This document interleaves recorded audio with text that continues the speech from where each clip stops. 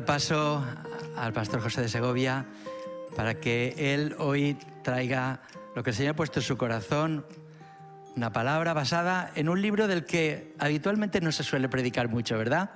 El Cantar de los Cantares. Pero hoy vamos a tener un mensaje en relación a ello. Gracias, José, por aceptar la invitación y que el Señor te use.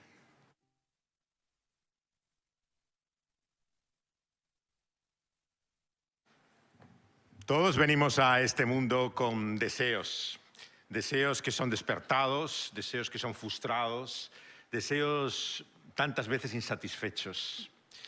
Y yo creo que este libro, estos poemas que forman el Cantar de los Cantares, trata sobre todas las cosas de nuestros deseos, pero también de cómo esos deseos muchas veces no encuentran su realización.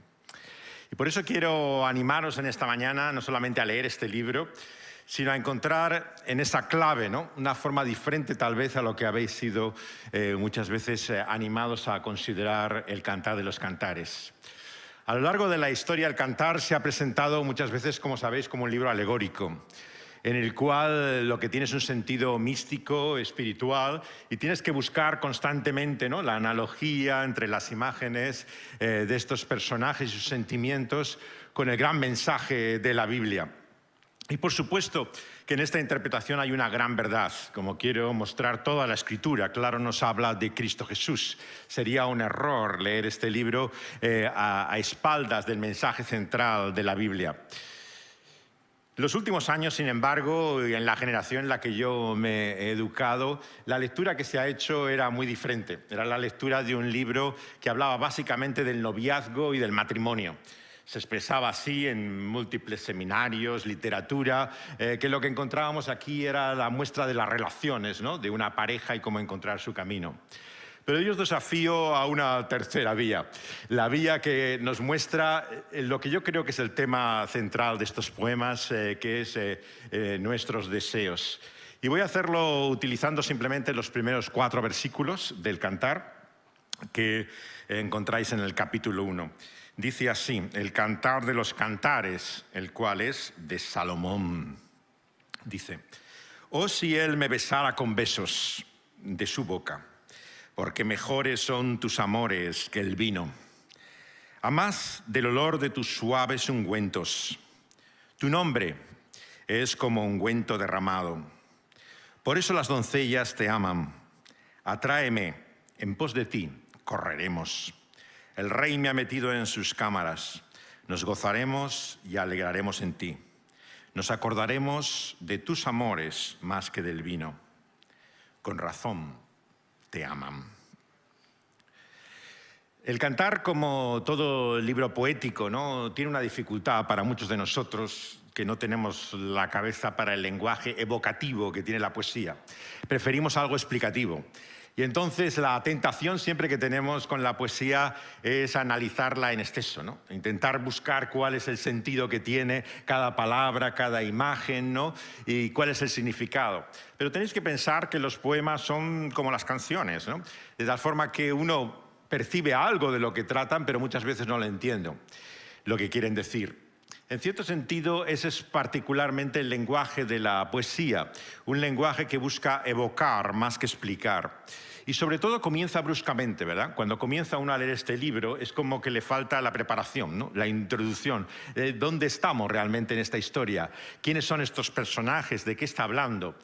La única introducción que hay es el título, en realidad, porque el título lo que hace referencia es al Cantar de los Cantares, el cual es de Salomón.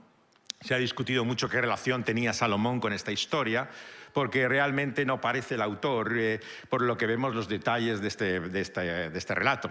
En primer lugar, como sabéis los que sois buenos lectores de la Biblia, era un polígamo en serie. Entonces, Salomón cuesta encontrarle en este papel absolutamente romántico, idealizado, con una sola mujer, ¿no?, porque parece que no era eso descriptivo de su vida. Su figura se toma siempre como la referencia de sabiduría y puede que lo que quiera decir con Salomón como en relación con este libro es que está dedicado a él. o que son los poemas que él mismo recogió en su figura, o que simplemente evoca su nombre como aquel de esa dinastía davídica, ¿no? Que establece finalmente el reinado en Israel. De cualquier forma, no es fácil, desde luego, en modo alguno, encontrar la relación de este personaje con el rey. No es claro siquiera cuáles personajes encontramos aquí, ¿no? Por un lado es evidente que hay una pareja, ¿no? Que está la Sulamita y que está la figura de este varón, pero luego se habla de un rey. Muchos piensan si es un tercero, ya que se habla también del amante como un pastor. O es el rey pastor al estilo de David, aunque no es un título que se utilice de Samuel. Si nos parece difícil a veces describir incluso a los personajes, más aún la relación que ellos tienen. Claro, la gran dificultad que tiene la escuela que algunos hemos conocido en los últimos años de lectura del Cantar como un libro sobre el noviazgo y el matrimonio es, en primer lugar, cuando se casan, ¿no? O sea, realmente cuando ves todos los poemas que componen este libro, no hay un momento de una boda, no sabes si están realmente previamente a estar casados o después casados, qué es lo que ocurre. En parte porque es poesía y en parte porque no es propiamente, ¿no? la historia simplemente de una pareja. Y es así que yo creo que encontramos la clave, ¿no? En un tema insistente a lo largo de todo el libro, ¿no? Que son los deseos que sienten estos personajes. Y hablo en plural porque no es solamente él, es también ella. En este sentido, el libro desafía todos estos conceptos de lo que creemos que es el sexo, ¿no? Y las relaciones en nuestro mundo hoy, ¿no? En los cuales se basan muchas veces en estereotipos, ideas por un lado de que la antigüedad era un modelo en el cual solamente el varón, el hombre, era el que marcaba realmente la relación. Aquí vemos una iniciativa continua de la mujer, de la Sulamita, que toma la iniciativa en la búsqueda de esa relación. Un gran problema, claro, para la lectura alegórica, porque si algo deja claro la Escritura es que quien toma la iniciativa, ¿no? Es Dios, ¿no? En Cristo Jesús, por su obra, ¿no? Y no nosotros, objeto de ese amor, ¿no? Pero vemos aquí a ambos, ¿no? Con deseos, tanto el hombre como la mujer, ¿no? En esta relación una y otra vez en la cual vemos que surgen como conflictos y obstáculos a lo largo de esta historia. ¿Qué nos dicen estos primeros versos, ¿no? El primer verso nos habla de los besos, ¿no? Y los besos, sabéis que, aunque dicen que hay una tradición egipcia de besarse con las narices, algunos dicen los esquimales no lo hacen, sería un paralelo a lo del beso en la mejilla que tenemos en nuestra cultura latina. Entendemos aquí que efectivamente es un beso en la boca, como dice, ¿no? Los de habla inglesa dicen un beso francés, ¿no? Para describir qué tipo de beso es, ¿no? Es la mayor expresión de intimidad, ¿no? Se dice incluso que aquellos que tienen prácticas sexuales fuera de su matrimonio y viven como parejas liberales, es tabú el beso, es como algo que consideran demasiado íntimo o personal que solamente corresponde a tu pareja. Y nos habla, yo creo que del primer deseo desde el principio de este poema que todos tenemos, que es el deseo de intimidad. Un deseo de intimidad que una y otra vez percibimos, porque todos deseamos amar y ser amados. ¿Y sabéis por qué? Porque estamos hechos por aquel cuyo amor es el único que puede finalmente realizar nuestros deseos. Y esos deseos por eso siempre quedan insatisfechos, porque solamente en él, como dice Agustín, encontramos finalmente nuestro descanso. Por eso es que este libro yo creo que nos habla tanto de nuestro problema humano, ¿no? Como de la necesidad que tenemos realmente de lo que es el mensaje central del Evangelio, del amor de Dios en Cristo Jesús. Y nuestra experiencia, seamos sinceros, no es una experiencia de insatisfacción. Vivimos en un mundo caído. Como sabéis, desde el Edén al principio de la Biblia, nos hemos creído y tragado la mentira, ¿no? De que el autor y creador de este mundo lo que hace es limitarnos y restringirnos. Y por eso hemos prescindido de sus reglas, hemos tirado el manual de instrucciones a la basura y hemos querido descubrir por nosotros mismos lo que nos conviene. Y esa realidad hace que todos nuestros deseos estén desordenados. Por eso cuando hablamos del ideal, ¿no? del sexo, ¿no? en el matrimonio, olvidamos muchas veces con frecuencia, ¿no? que todos vivimos deseos insatisfechos. Que sea cual sea tu situación, tu estado aquí, estés enamorado o sin amor, estés en busca de él o lejos de él, sea cual sea tu situación, este libro es para ti. No es un libro exclusivamente, un manual para aquellos que están en el noviazgo o en el matrimonio, es un cuadro de nuestros deseos insatisfechos y de la realidad de cómo vivimos en un mundo desordenado. Y la Iglesia muchas veces ha querido responder equivocadamente a esto. Y responde con el instrumento también que Dios da a su pueblo por medio de Moisés, que es la ley. Una ley que, si bien es santa, que es verdadera, que es justa y correcta, no puede responder a ese problema fundamental del hombre más que mostrándonos nuestra culpa. Como decía el reformador Lutero, los grandes problemas de la Iglesia, entonces como hoy, es la confusión entre la ley y el Evangelio. La ley lo que te puede mostrar es tu culpa, tu problema, pero nunca puede darte la solución, nunca puede darte la respuesta. Es por eso que necesitamos el Evangelio.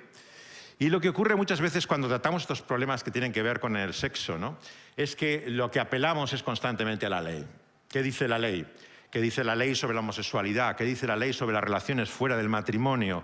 Y efectivamente encontramos una dirección, ¿no? y una enseñanza clara sobre ello. Pero eso no es la solución de nuestro problema, simplemente el conocer lo que la ley dice, el saber lo que es bueno o correcto. Es una visión también demasiado influenciada por el espíritu de nuestro mundo en la modernidad. En la modernidad se llegó a pensar que el gran problema del ser humano es el conocimiento.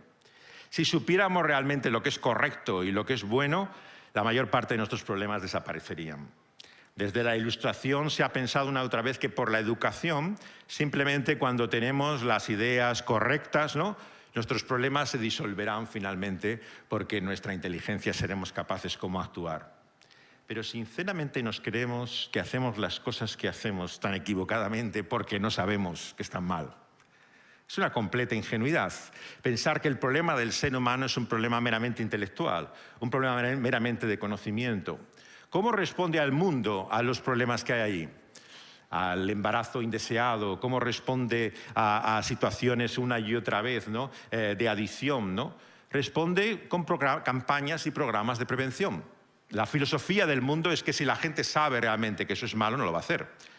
¿Cómo vas a maltratar a tu esposa y tener esa violencia doméstica o de género si sabes que eso está mal? Obviamente, si te hacen campañas y tienes el conocimiento de que está mal, no lo harás. Sinceramente, alguien se cree que es por falta de conocimiento que la gente hace estas cosas.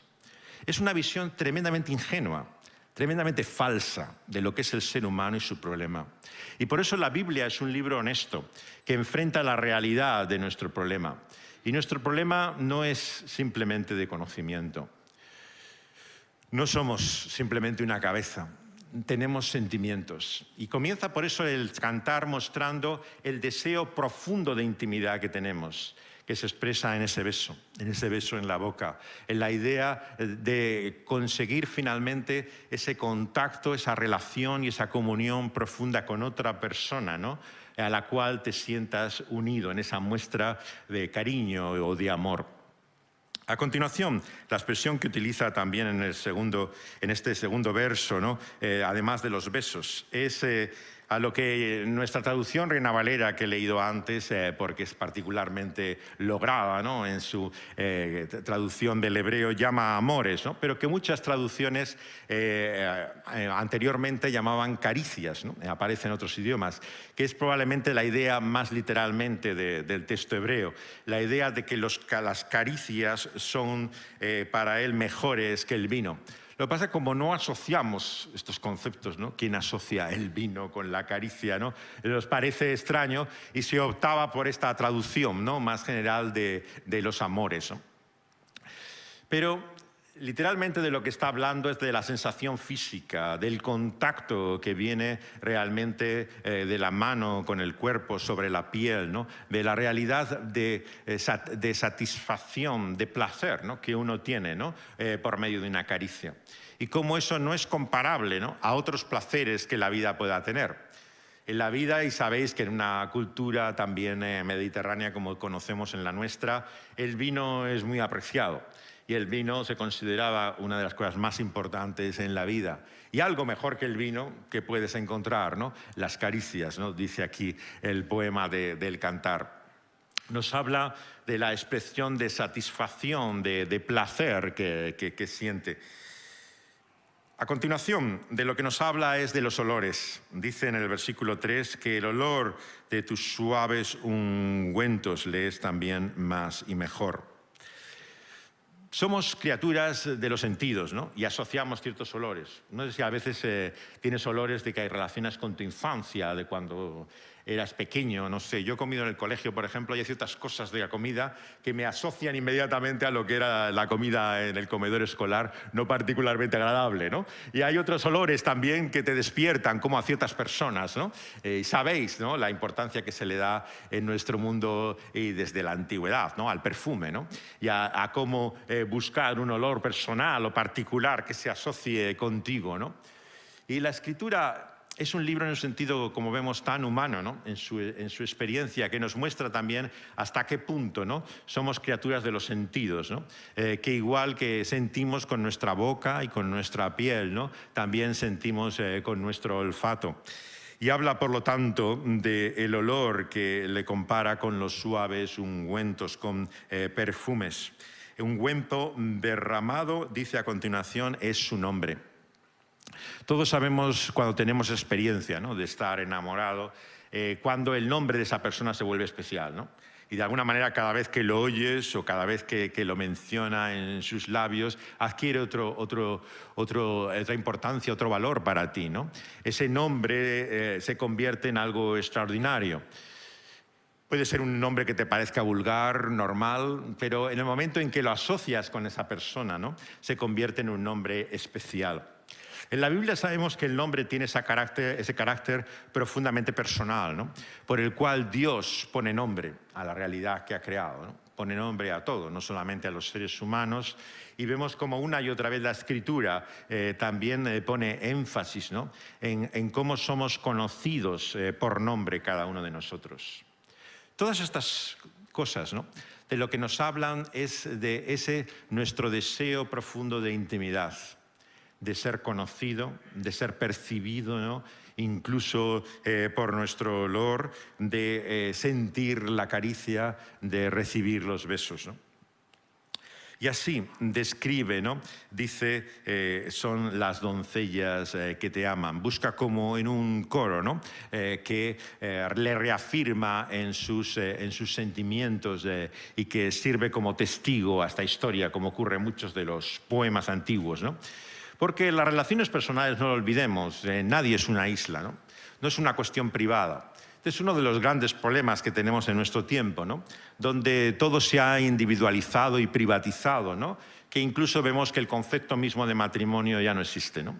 Existe como una especie de unión en que dos personas pueden durante cierto tiempo estar de acuerdo, pero nunca se sabe siquiera hasta qué punto es el compromiso.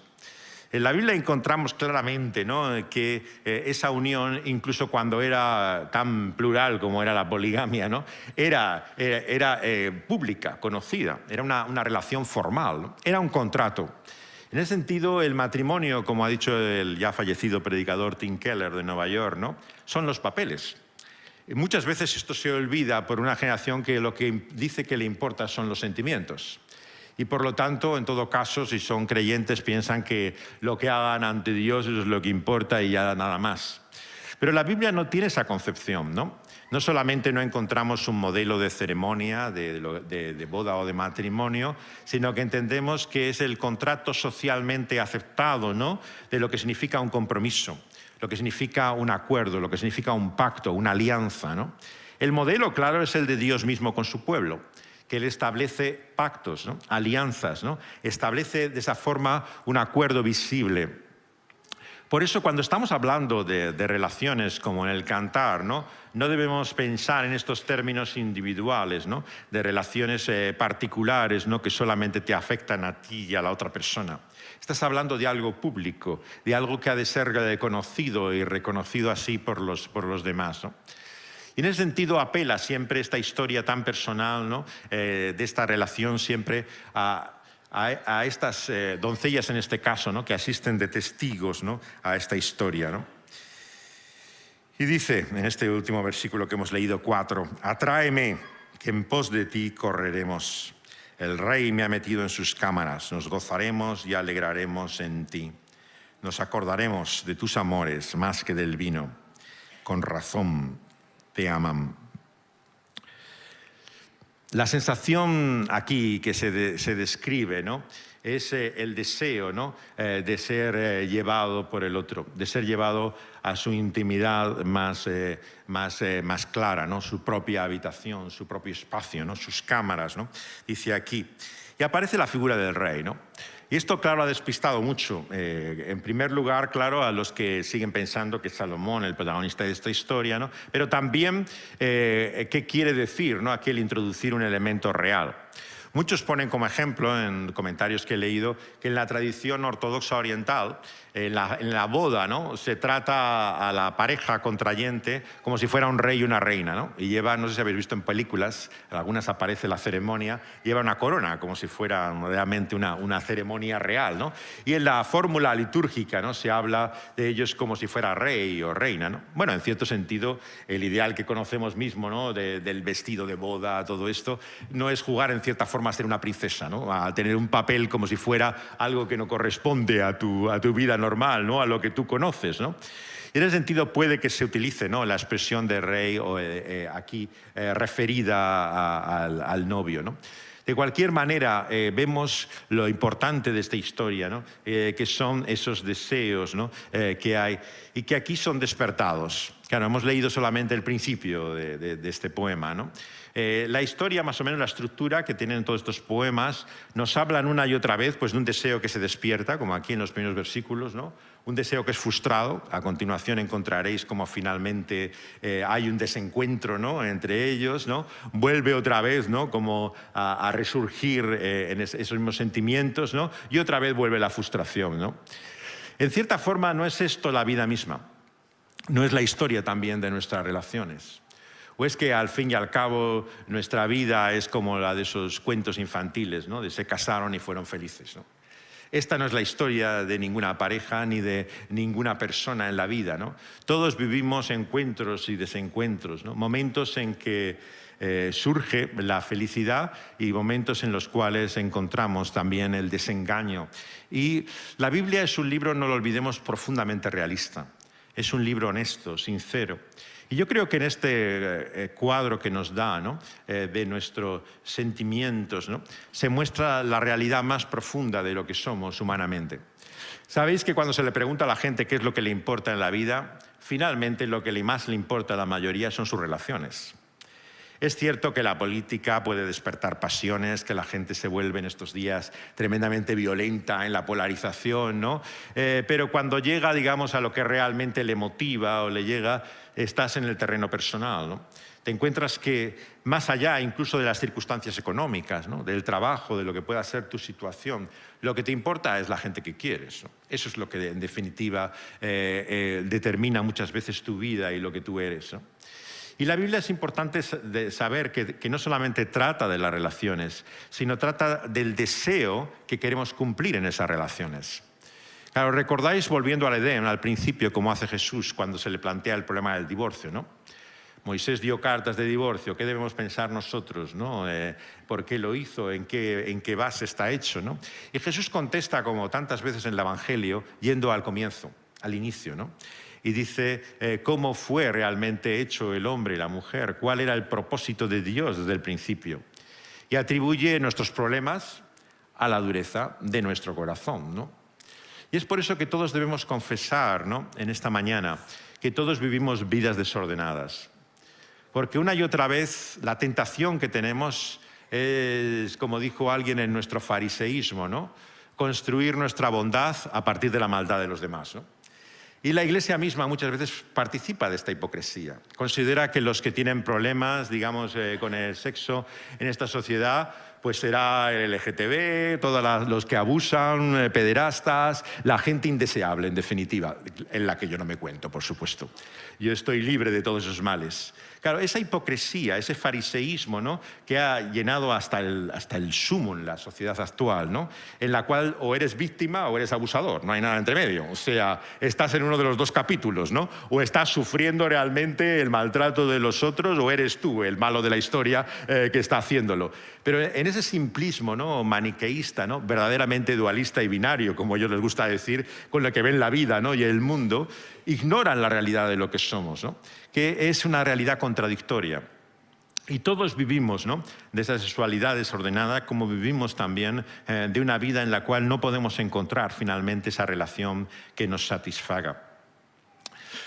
Cuando uno lee, por ejemplo, muchos de los libros y la enseñanza que hay sobre el matrimonio cristiano, no sé cuál es vuestra experiencia, ¿no?, pero para mí es terriblemente frustrante, ¿no?, porque es un cuadro idealizado. Es un cuadro absolutamente lejano a la realidad, ¿no?, en el cual todo se presupone como debiera ser, ¿no?, y cualquier problema pues simplemente hay que hablarlo y se soluciona, ¿no?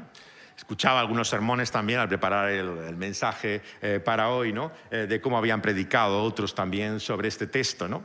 Y era una llamada siempre de los pastores a los matrimonios y parejas, ¿no?, a que enfrenten su problema. Si sus sentimientos ya no son como antes, si ya no se sienten tan enamorados, si no perciben esto, que hablen de ello, que se soluciona. Claro, yo no sé en qué mundo viven estas personas, ¿no?, pero realmente parecen conocer muy poco del ser humano, ¿no?, y de lo realmente complejo y contradictorio que somos, ¿no? Tristemente, en la vida, a medida que uno van pasando los años, y algunos nos estamos haciendo cada vez más mayores, ¿no?, la realidad es que con palabras a veces no se soluciona mucho, ¿no? Y uno se vuelve cada vez más escéptico, ¿no?, del efecto que tiene la comunicación verbal o la conversación. Primero porque ya no sabemos ni oír, ¿no? O sea, uno ya oye con la idea de antemano de lo que quiere o piensa que el otro va a decir y no somos capaces ya ni de escucharnos, ¿no? Y luego tenemos tan oídos a ciertas personas, ¿no?, que francamente ya nos hemos cansado de escuchar su discurso, ¿no? Y por eso el de cualquier otro nos parece más interesante, ¿no?, que el de aquel que tenemos al lado, ¿no? Y esto es una realidad en todos aquellos que vivimos, ¿no?, en intimidad con seres queridos, ¿no? Hay, con el tiempo, ¿no?, una experiencia de cansancio, ¿no?, y de hastío que viene de la intimidad, ¿no?, de la cercanía, que es cierto que te une, ¿no?, pero también muchas veces te separa, en el sentido en que cualquier otra cosa te parece más estimulante o más interesante que lo que tienes al lado, ¿no? Fijaos cómo tratamos a nuestros seres queridos. Muchas veces son los que menos cuidamos. ¿A quién le hablamos con un tono de voz absolutamente que no usaríamos con nadie, ¿no? ¿Con cuáles somos abusivos verbalmente, ¿no? Nos comportamos realmente de una forma irracional. Con aquellos que más nos importan. Con la gente que decimos que realmente queremos, que realmente para nosotros significan algo. Así es el ser humano de profundamente contradictorio. ¿Cómo nos podemos librar, ¿no?, de este egoísmo en el cual estamos sumidos, inmersos en nosotros mismos, ¿no? Lo que quiero proponeros a continuación es que la solución no es simplemente la ley, el conocimiento de lo que ha de ser correcto y verdadero. Necesitamos una experiencia de un mayor amor que el que nosotros tenemos para despertar en nosotros, ¿no?, ese verdadero amor que ahora nos falta. ¿Y quién tiene ese amor que no hay en nosotros, sino aquel que nos ha amado desde el principio? Desde antes de la fundación del mundo nos amó. ¿Y qué es lo que vio en nosotros para amarnos? ¿Cuál fue el atractivo que encontró? Nos vio deseables, como ve aquí a su amada, el autor de este poema, como alguien que se complacía. La Escritura nos muestra que el amor en mayúsculas, el verdadero amor, es un amor que no tiene relación, ¿no?, con la realidad de lo que nosotros somos. Es un amor indigno, un amor inmerecido, un amor incondicional.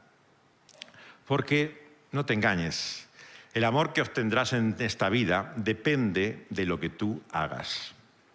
Si tú realmente descuidas esas relaciones, si finalmente no te importa la gente, si acabas absolutamente tratando mal a todo el mundo, no te extrañará que ese amor cada vez más se desvanezca y desaparezca.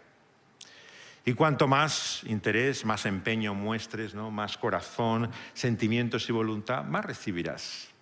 El amor humano que conocemos en esta vida es un amor condicional. Es un amor que depende de lo que tú haces. Y esta es la gran diferencia con el amor divino. El amor divino, que denominamos tantas veces gracia, favor inmerecido, incondicional, no tiene explicación en nosotros. No es que cuando Dios nos viera, desde el principio dijera, qué persona más maravillosa, de lo qué corazón tiene, ¿no?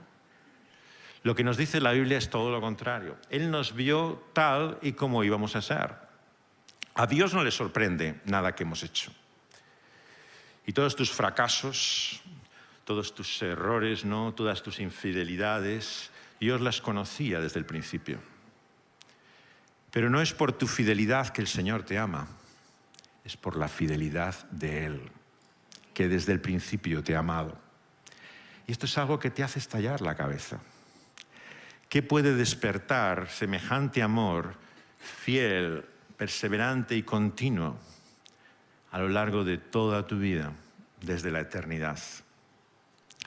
Lo que pensamos cuando nos acercamos a Dios es que Él estará diciendo, bueno, ya bien, está bien, ¿no? Ya basta, ¿no?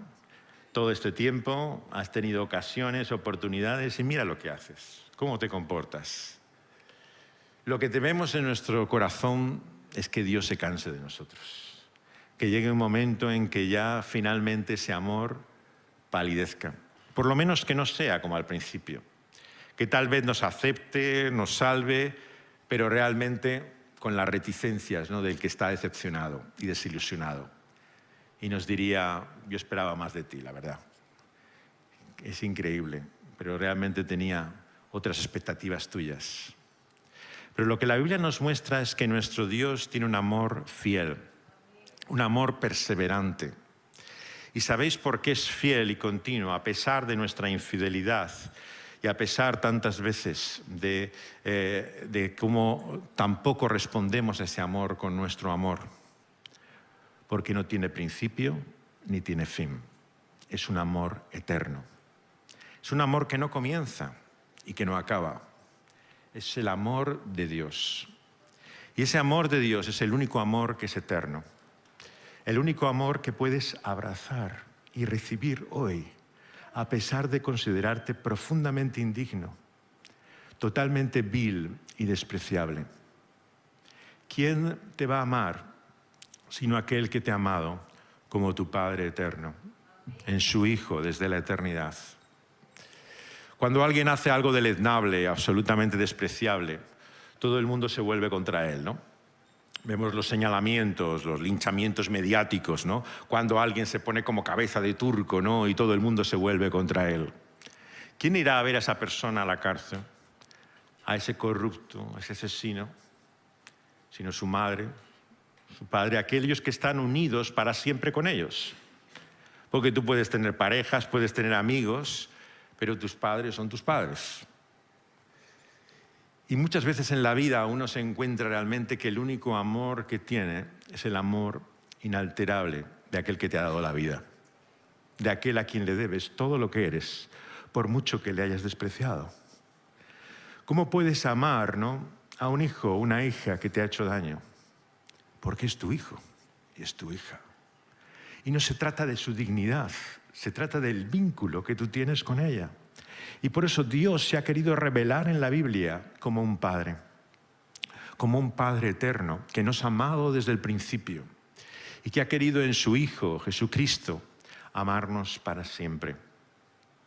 Y por eso nos invita también con su Hijo a pensar en Él como aquel Padre que no nos abandona. ¿Y sabéis por qué?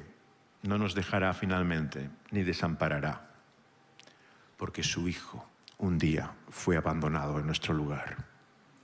Porque en aquella cruz del Calvario, en aquel patíbulo y madero cruel, clamó, Dios mío, ¿por qué? ¿Por qué me has abandonado y desamparado? Él fue abandonado y desamparado para que tú y yo no lo seamos nunca más. Por eso le debes tu vida a otro. Le debes tu vida aquel que ha dado su vida por ti. Ya no es tuya, le pertenece a Él. Y no hay nada que va a abrir la puerta de ese hogar eterno del Padre que ser propiedad por la sangre del Señor Jesucristo. Tu vida de Él para siempre. Cuando somos suyos para siempre. Porque Él no nos ha comprado con plata ni oro, sino con la preciosa sangre del Señor Jesucristo. Y ya no nos pertenecemos a nosotros mismos, le pertenecemos a otro. Y por eso es que en nuestra vida tenemos que considerar y darnos cuenta que es Él. ¿Sabes lo que va a cambiar tu vida? Que no puede hacerlo la ley.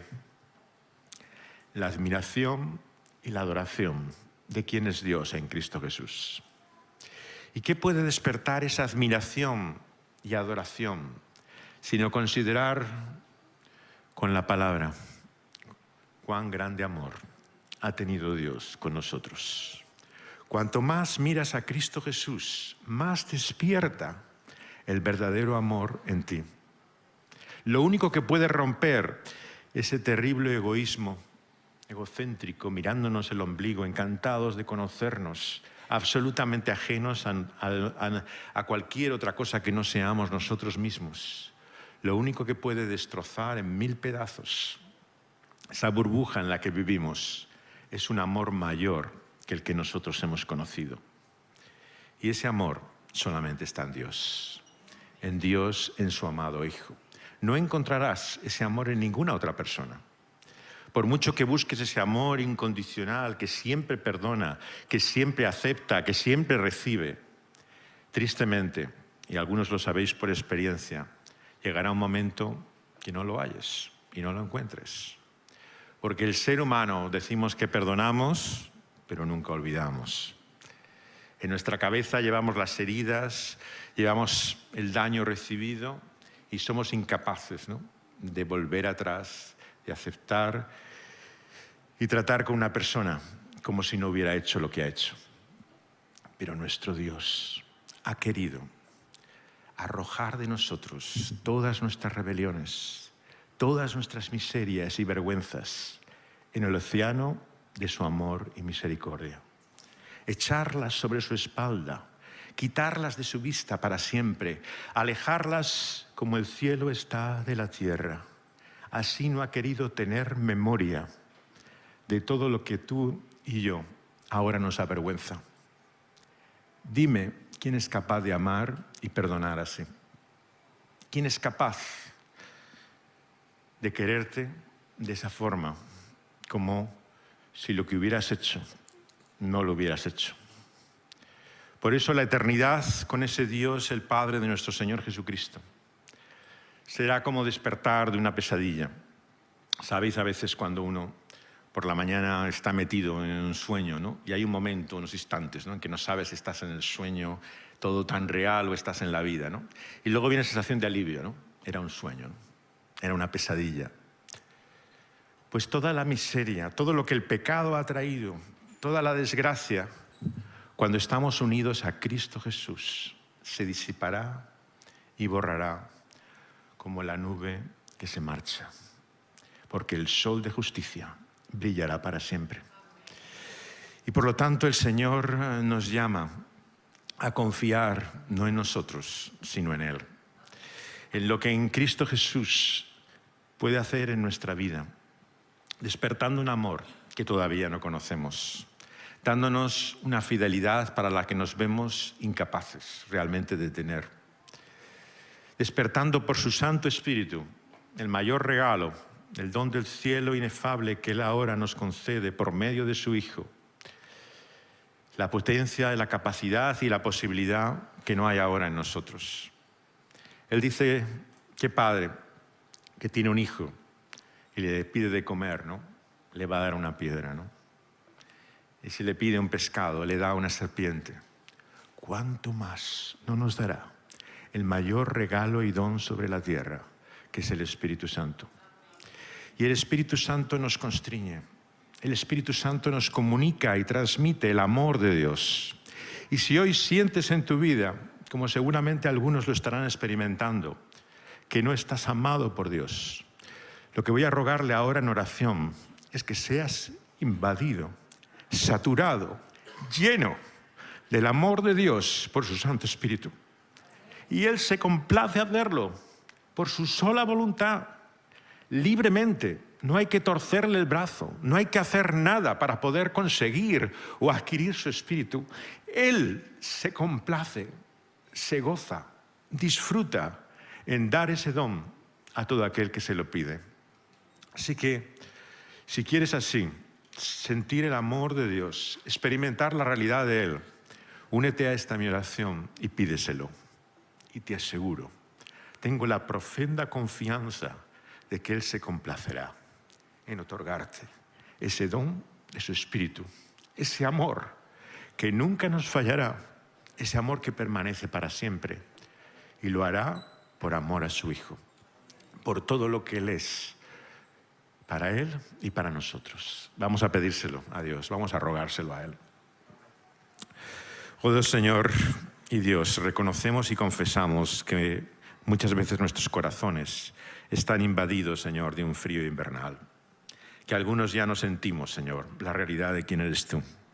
Que hemos caído en una mecánica y una rutina, Señor, en la cual no nos vemos amados. Que echamos en cara a nuestros seres queridos que no nos muestran el aprecio y el afecto que necesitamos. Que buscamos, Señor, fuera de nuestra casa lo que no tenemos en ella, Señor. Señor, queremos confesarte, Señor, nuestra necesidad, nuestra miseria, Señor, nuestra desgracia.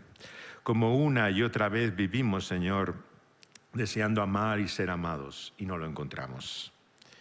Señor, por eso queremos ver, Señor, en este poema y en tu palabra, la declaración de amor de aquel que satisface todas nuestras necesidades.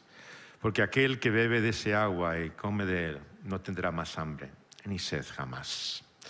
Señor, por eso te queremos rogar, Señor, que tú nos concedas ese don de lo alto, que es tu Santo Espíritu. Que si hay alguno entre nosotros que no lo tiene, que no ha recibido el testimonio, Señor, de tu Espíritu, que no siente, Señor, la realidad de ser constreñido, amado, la intercesión de ese Espíritu que sin palabras audibles, Señor, gime, Señor, y ruega por nosotros. Cuando no tenemos ni palabras, Señor, para poder orar ni dirigirnos a ti, el Espíritu actúa, Señor, como intercesor de nosotros. Señor, qué maravilla, qué privilegio, Señor, qué bendición tener tu Santo Espíritu. Quien tiene tu Espíritu, Señor, tiene la vida que viene de ti en Cristo Jesús. Señor, queremos experimentar más de Él, ser llenos, Señor, de ese Espíritu, percibir el sello de Él, Señor, la realidad de que somos hijos tuyos, que no hay nada ni nadie que nos podrá separar de ese amor, Señor, que ni la vida, ni la muerte, ni lo presente, ni lo porvenir, ni nada de lo creado, visible o invisible, es mayor que tu amor, que es el que gana para siempre. Señor, que podamos sentir, experimentar, percibir, Señor, que ese amor es suficiente, que ese amor nos llena, que ese amor basta, más que todas nuestras debilidades. Señor, te lo pedimos en el nombre, Señor, y para la gloria de aquel que nos ha amado tanto, que ha dado su vida por nosotros, Cristo Jesús. Amén.